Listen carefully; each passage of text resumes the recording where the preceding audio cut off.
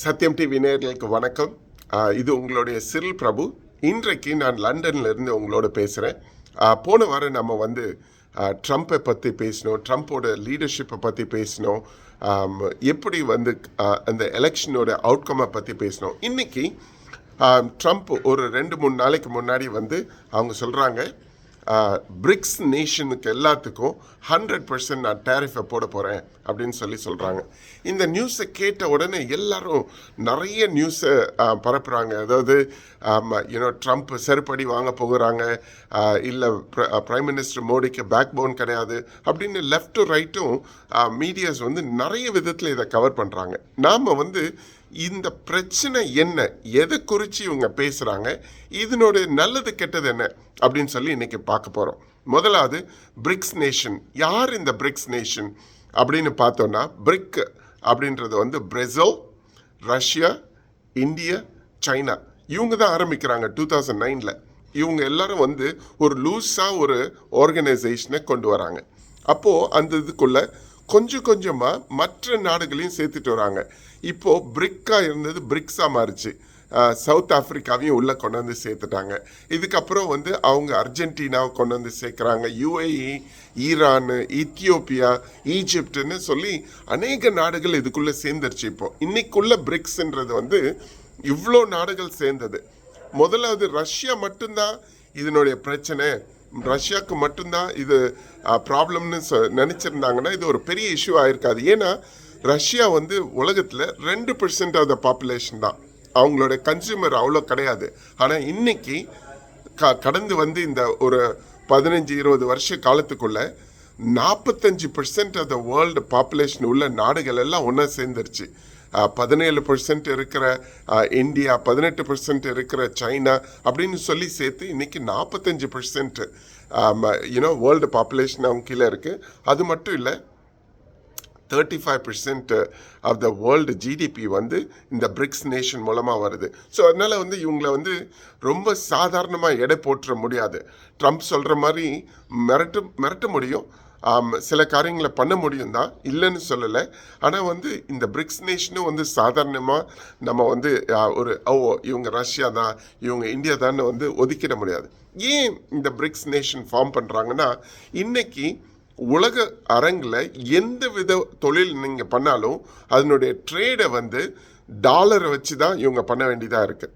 இப்போது இந்தியாவே பாருங்களேன், சில வருஷங்களுக்கு முன்பாக ஒரு ஆயிலை போய் வாங்கணுன்னாலும் அவங்க வந்து டாலர்ஸை அக்யூமுலேட் பண்ணுவாங்க. அந்த அக்யூமுலேட் பண்ண டாலர்ஸை வச்சு தான் இவங்க ஒரு ட்ரேடை பண்ண முடியும். இதில் வந்து என்னென்னா, சில வேளையில் வந்து இந்த ட்ரேடு பண்ணும்போது கூட அமெரிக்காவுடைய ஆதிக்கம் அதிகமாக இருக்கும். இப்போ எந்த ஒரு பொருளை வாங்கணுன்னாலும் விற்கணுன்னாலும் அவங்களுடைய இது, ஏன்னா அவங்களுடைய டாலர்ஸ் தானே இருக்குது, அவங்களுக்கு சாதகமான நிலையை தான் அவங்க நிச்சயமாக எடுப்பாங்க. கரெக்டாக இதுதான் எதிர்க்கிறாங்க இந்த பிரிக்ஸ் நேஷன்ஸு. ஏன்னா வந்து சில வேளையில் இவங்க தப்பு பண்ணிட்டாங்கன்னா உடனே அமெரிக்கன் டாலர்ஸ் இல்லை பண்ணுறதுனால இந்த நாட்டுக்கு எதிராக சாங்ஷன்ஸை போட்டுடுறாங்க, பணத்தை முடக்கிடுறாங்க அப்படின்னு இதுதான் இவங்களோட பெரிய பிரிக்ஸ் நேஷன்ஸோட பெரிய கன்சர்னாக இருக்குது.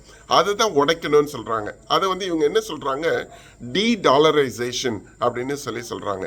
டாலர்ஸே நம்ம யூஸ் பண்ண வேண்டாம் அப்படின்னு இவங்க கொண்டு வராங்க.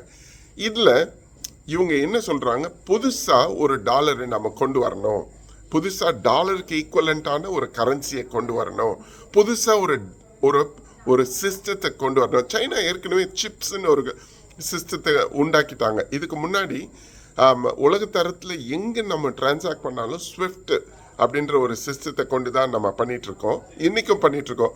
58% 78% வேர்ல்டு கண்ட்ரிஸ் வந்து ஸ்விஃப்ட் தான் யூஸ் பண்ணுறாங்க. ஆனால் இவங்க என்ன சொல்கிறாங்க, சிப்ஸ்ன்னு ஸ்விஃப்ட்டுக்கு ஈக்குவலண்ட்டாக இன்னொரு சிஸ்டத்தை கொண்டு வந்துட்டாங்க சைனா. ஸோ நம்ம அதை யூஸ் பண்ணி நம்ம டிரான்சாக்ட் பண்ணலாம் அப்படின்னு சொல்கிறாங்க. இதனுடைய ப்ரோஸ் என்னன்னு பார்த்தீங்கன்னா, சில வேளையில் இந்த ஒரு கண்ட்ரிக்கு ஒரு ஃப்ரீடம் இல்லாத போல் ஒரு நிலை மாட்டி போயிடுது. ஏன்னா வந்து அமெரிக்காவை எதிர்த்தா அவங்க வந்து இதை போட்டு அடிக்கிறாங்க, நம்மளுடைய நாடை வந்து பிளாக்லிஸ்ட் பண்ணிடுறாங்க. இதெல்லாம் தான் வந்து இவங்களுடைய கன்சர்னாக இருக்குது. இதனால் வந்து இவங்க புதுசாக இன்னொரு கரன்சியை கொண்டு வரணும், இன்னொரு புது சிஸ்டத்தை கொண்டு வரணும்னு தான் கொண்டு வராங்க. இப்போ இதனுடைய யூனோ குட்னஸ் என்னன்னா, நம்ம வந்து இது வரைக்கும் நம்ம டாலர்ஸ் அக்யூமுலேட் பண்ணோம், நம்மளுடைய கரன்சியை கொடுத்து இந்த புது கரன்சியை வாங்கிடலாம் அப்படின்னு சொல்கிறாங்க.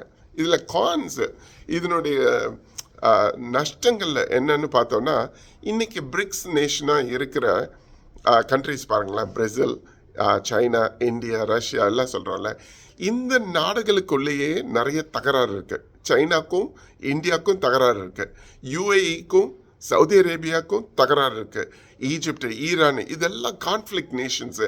இவங்களை வச்சு கொண்டு வந்து எப்படி இதை கொண்டு வர முடியும் அப்படின்னு சொல்லி பார்த்தோன்னா, அந்த சாத்தியங்கள் ஏற்கனவே அது டிம்மாக தான் இருக்குது. இதில் இப்போ இந்த ட்ரம்ப் சொல்கிற நீங்கள் எல்லாரும் இந்த மாதிரி போனீங்கன்னா உங்களை எல்லாத்தையும் நான் வந்து 100% டேரிஃபை நான் போட்டுருவேன்னு சொல்கிறது வந்து ட்ரம்ப்போடைய நிலையிலேருந்து யோசிச்சு பாருங்களேன். பிரசிடென்ட் ட்ரம்ப் ஆனதுக்கப்புறம் இன்றைக்கி அவங்க வந்து பிரசிடென்ட் எலெக்ட் தான். அதுக்கு அப்போவே இவங்க இவ்வளோ சொல்கிறாங்க இதை பற்றி. ஜனவரி 20th அப்புறம் அவங்க பிரசிடென்ட் ஆயிடுவாங்க. ஸோ இந்த 4 வருஷம் அவங்க வந்து நிச்சயமாக அவங்களுடைய நாட்டுடைய பெனிஃபிட்டை பற்றி தான் யோசிப்பாங்க. உலக நாடை பற்றி அவங்க யோசிக்கவே மாட்டாங்க. ஏன்னா வந்து இப்போது அவங்க நாட்டிலே நிறைய பிரச்சனை இருக்குது. அந்த பிரச்சனைக்கு தீர்வு கொண்டாடணும்னு சொல்லி தான் இவங்களை வந்து கொண்டு வந்து பிரைம் மினிஸ்டர் பிரசிடெண்ட்டாக ஆக்கி வச்சுருக்காங்க. இது எங்கேருந்து வருது? இந்த டாலர்ஸை மையமாக வச்ச வணிகம் எங்கேருந்து ஆரம்பிக்குது அப்படின்னு பார்த்தோன்னா, இன்னும் 18th century 19th centuryக்கு நம்ம போனோம்.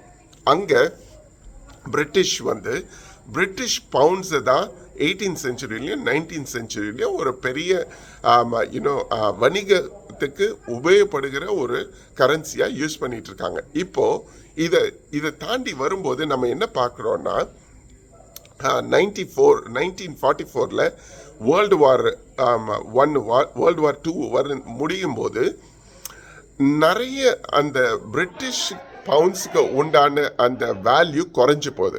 அந்த வேல்யூ குறைஞ்சி போகும்போது டாலர்ஸை கொண்டு வராங்க, கோல்டை கொண்டு வராங்க. கொஞ்சம் அந்த 70s வரும்போது இந்த டாலர்ஸையும் கோல்டையும் வச்சு பார்க்கும்போது கோல்டை சுத்தமாக தள்ளி விட்டுட்டு வெறும் டாலர்ஸ் மட்டுமே வச்சு பண்ணுகிற வணிகமாக தான் இது மாறி வருது.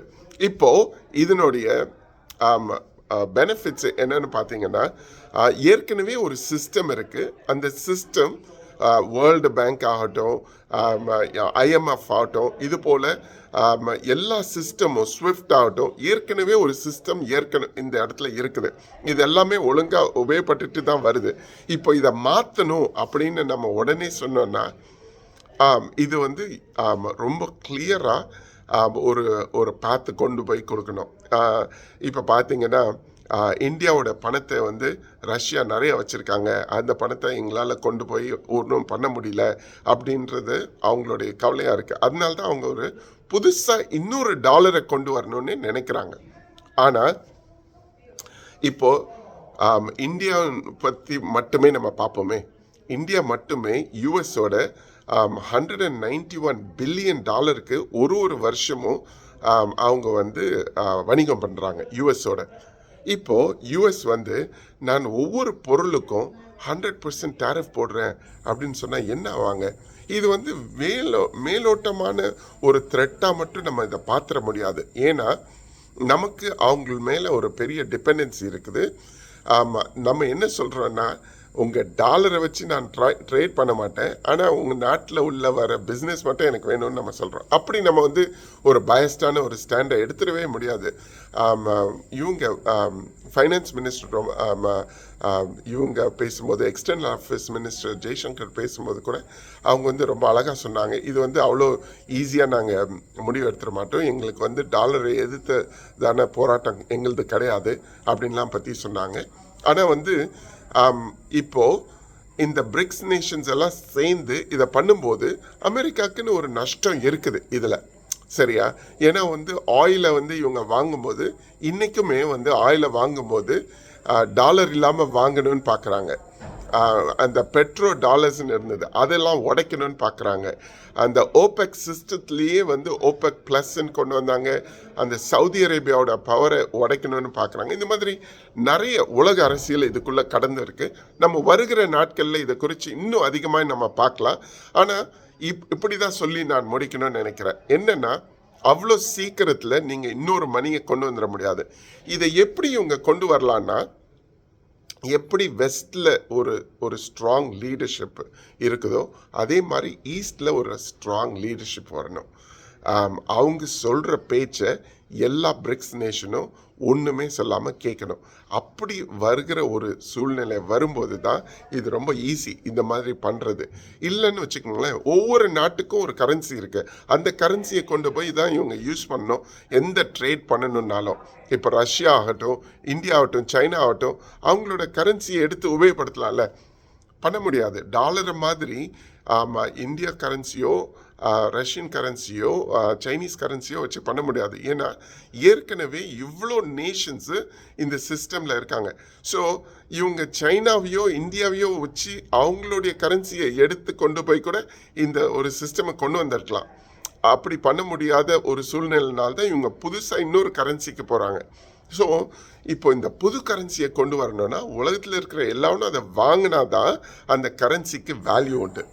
சரியா? ஸோ இப்போ இருக்கிற நிலைமையில் நெக்ஸ்ட்டு 4 இயர்ஸ்க்கு இந்த பிரிக்ஸ் நேஷன்ஸு இன்னொரு கரன்சியை கொண்டு வரதுக்கான சான்ஸு நிச்சயமாக கிடையாது. ஏன்னா ட்ரம்ப் வில் ஸ்குவாஷ் தட். இதை பயப்படுத்துகிறாங்க, மிரட்டுறாங்கன்னெலாம் நம்ம அப்படி எடுத்துட முடியாது. ஆனால் ட்ரம்ப் இருக்கிற வரைக்கும் இந்த ஒரு சேஞ்சை மாற்றுறது ரொம்ப கஷ்டம்.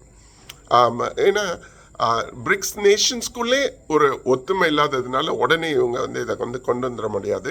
இன்னொரு 4 வருஷம் இவங்க நிச்சயமாக வெயிட் பண்ணணும். அந்த 4 வருஷத்துக்கு அப்புறம் அடுத்து வர பிரசிடென்ட், யூஎஸ் பிரசிடெண்ட்டோ யூரோப்பியன் பிரைம் மினிஸ்டரோ இல்லை வெஸ்டில் இருக்கிறவங்களுடைய ஸ்ட்ரென்த்தை பொறுத்தும் கூட இருக்குது இது எவ்வளோ சீக்கிரம் இதை சாத்தியமாக்க முடியும்னு. இன்னைக்கு இந்த ஒரு நிலை கொஞ்சம் இந்த புது கரன்சி வரதோ புது நேஷன்ஸ் ஃபார்ம் ஆகிறது எல்லாமே கொஞ்சம் கம்மியாக தான் ஆக போகுது நெக்ஸ்ட்டு 4 இயர்ஸ்க்கு. பொறுத்திருந்து பார்ப்போம். பிரைம் மினிஸ்டர் மோடி பிரசிடென்ட் ட்ரம்ப்பை பார்க்க வராங்க. அதிலிருந்து வருகிற நியூஸையும் பற்றி நம்ம இது போல் அலசி ஆராய்வோம். இதுக்கு நடுவில் சத்தியம் டிவி நேயர்களுக்கு சிறில் பிரபு லண்டனில் இருந்து சிறப்பு செய்திகள்.